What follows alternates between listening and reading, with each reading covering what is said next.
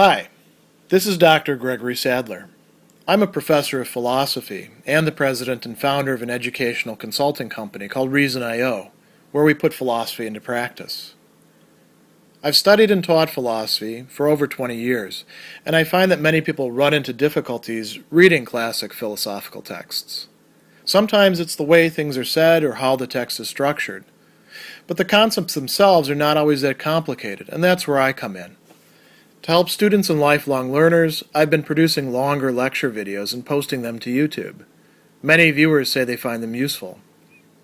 What you're currently watching is part of a new series of shorter videos, each of them focused on one core concept from an important philosophical text.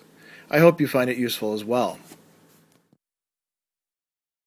One of the most central issues that Cicero grapples with in his dialogue on friendship is the basis of genuine friendship, friendship in the fullest sense. And this was a controversial matter back in ancient times, as it does remain so for many in our own time. So he's asking this question, and he recognizes it as very important. What is the source and basis of true friendship? And there's more than one possible explanation for this. Now, one explanation that many people give, and this might actually be a sign that you don't want to be friends with them, is that it's ultimately due to needing something from the other person. And there's good ways to put this, and also, bad ways to put this, or we might say less positive ways, when we talk about friendships ultimately being merely transactional, or we suggest that not only do opposites attract, but it's opposites within the relationship that keep the relationship going.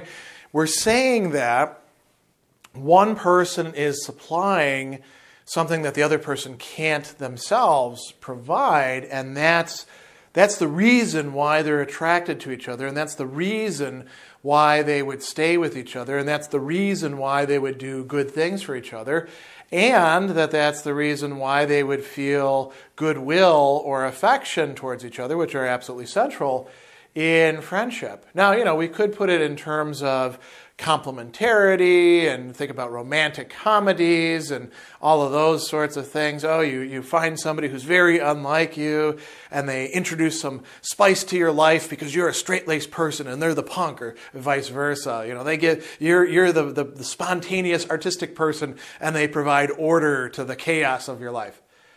Well, Cicero would still lump that in with this rather mercenary, cynical, transactional view on things. And he suggests that there's actually a better explanation. So he raises this question, and he says, the more I reflect on friendship, the more it seems to me consideration should be given to this question, whether the longing for friendship, the desire for having friends, is felt on account of weakness and want, so that by the giving and receiving of favors one may get from another and in turn repay what he is unable to procure of himself. That's one alternative, the way that he's putting it. Or, here's the other alternative. He says, although this mutual interchange is really inseparable from friendship, you've got to have that, whether there is not another cause, an older cause, a more beautiful cause, right? One that, in this translation, emanates more directly from nature. In the Latin here, it's magis a natura ipsa profecta, that it arises or it's brought to being from nature, out of nature. And now, when Cicero says nature, don't think, the way that some people frame it today, this Darwinian, nature red in tooth and claw, or what evolutionary biologists and psychologists and whoever evolutionary things wants to frame it, because that would actually be a very truncated conception of nature. That would actually fit much better in with the, you have friends because of weakness and want. You need to get something from somebody else, and so our genes tell us to do this, or, it's adaptive. Cicero says, no, nature is vaster and more complex than that. You might think of this as it's coming out of the very basis of our being, which is to some degree a plenitude rather than a want or deficit.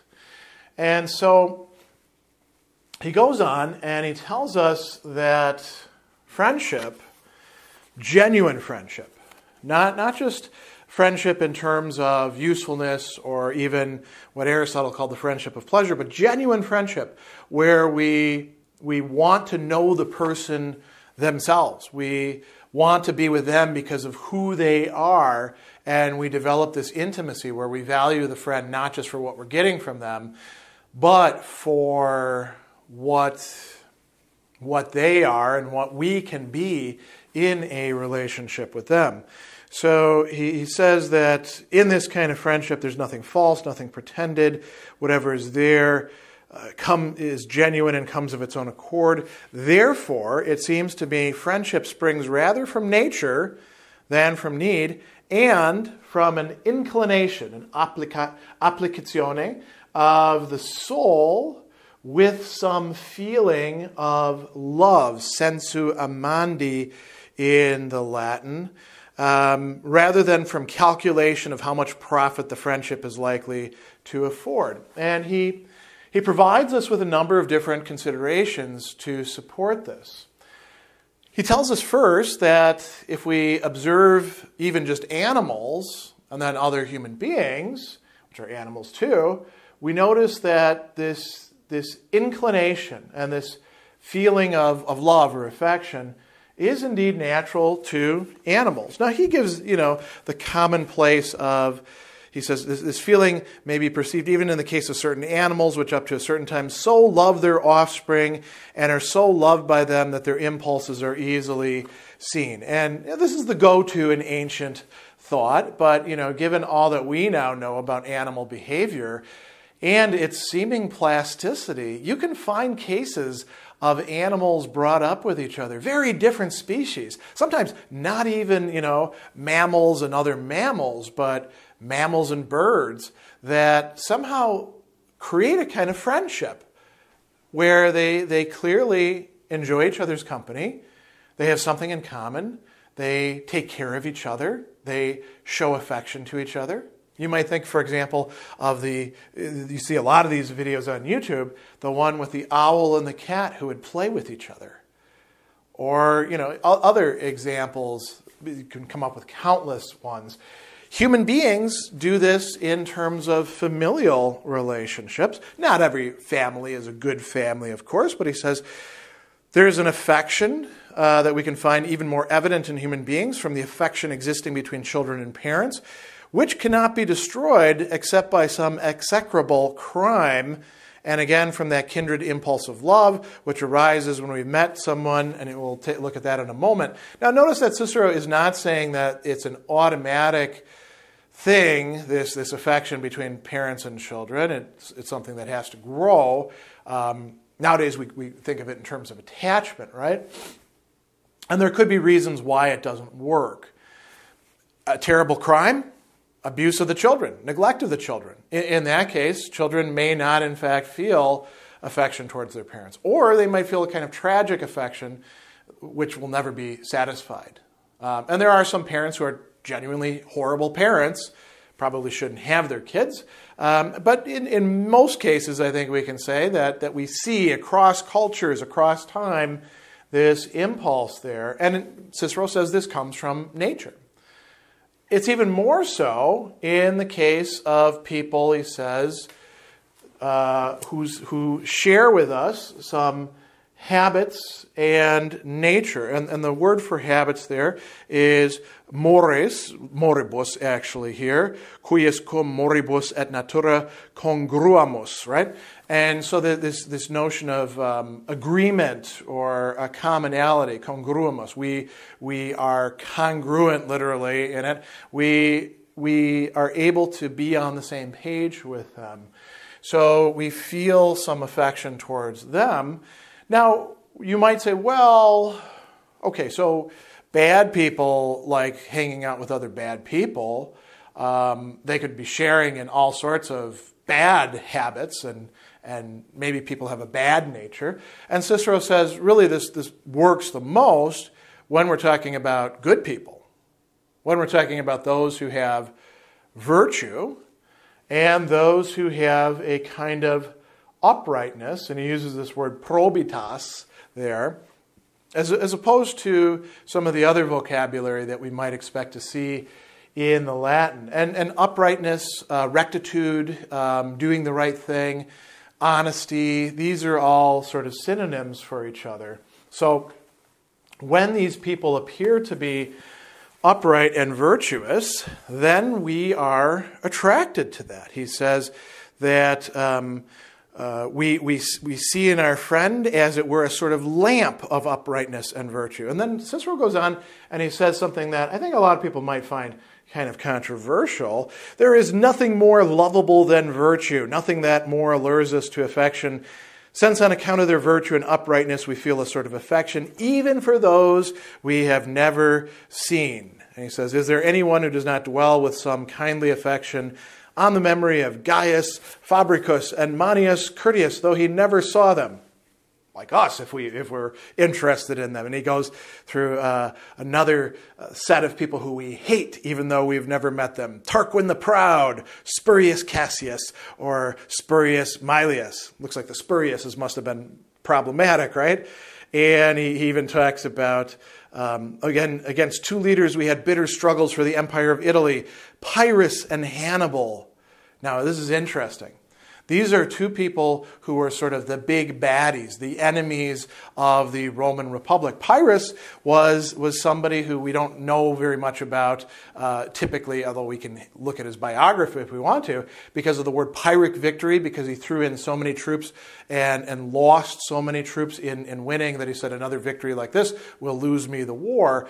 Pyrrhus was in a place called Epirus, and he had sort of world conqueror ambitions. He was modeling himself after Alexander the Great, and he was one of the people who went down in the history. Likewise, Hannibal was the great Carthaginian general who almost did defeat Rome, and famous for taking elephants across the Alps, but even more famous for being a brilliant strategist. And the two of them, he says, we can look at them in opposite ways. Pyrrhus, we like because of his uprightness. We don't have any great hatred for him. We actually admire him. Hannibal, we hate because of his cruelty. So those who we don't even know, but we see as virtuous or vicious, we have a natural response of loving or hating them. We could think about our own time. Think about all the media people that we encounter in our day-to-day life. We don't actually encounter them. We only encounter them virtually. And what we encounter is a tiny, tiny sliver of who they are, maybe completely different than who they are in reality, although we do have little windows into that as well. But we have these responses of love and hatred. We would be friends with people who are virtuous and upright.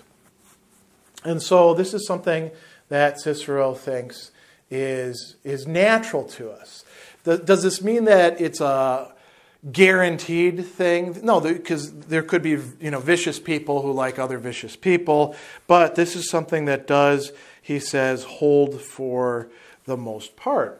And a little bit later in the work, in chapter 14, he also talks about virtue knitting together friendship. And he says that if there should be some exhibition of shining virtue to which a kindred spirit may attach and adjust itself, then when that happens, love must needs springs forth. And he talks about, how silly it is that we love all sorts of inanimate things and then, wouldn't love another person.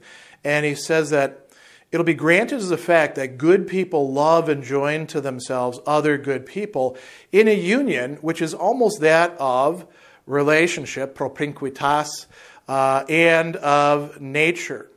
He says, for there's nothing more eager or more greedy than nature for what is like itself. So when we are attracted to those in whom we see some modicum of virtue, It's in part because we do, in fact, like virtue, but it's also because you might say the virtue that's within us, however developed or underdeveloped it is responding to what we see in the other person. It doesn't quite work the same way with vice. There can be a superficial liking, but vices are things that we actually don't like about ourselves and usually don't like in other people. As a matter of fact, other people can sometimes be the mirror for what jerks we are and how much moral development we need to undergo. So Cicero thinks that all of this happens by way of our human nature rather than simply some calculation or transaction. So the basis of friendship is really something natural, the basis of genuine friendship.